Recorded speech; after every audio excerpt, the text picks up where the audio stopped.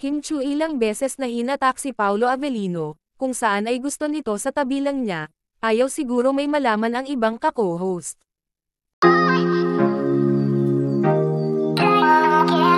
Kanina nga ay formal na nag-announce ang Kim Pao sa kanilang nalalapit na movie kung saan nga ay masaya itong binalita ng Kim Pao kanina sa It's Showtime.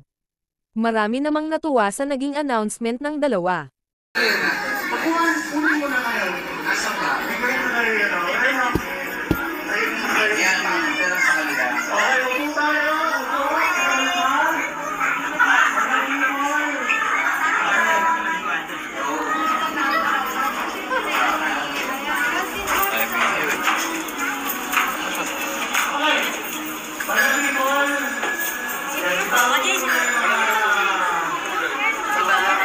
Meron nga kami reels ni Kelsey eh. Napanood mo ba yung drama?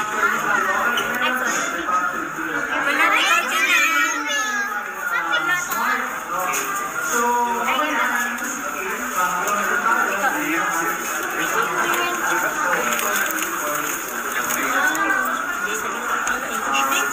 wala pa ako nakita mo na.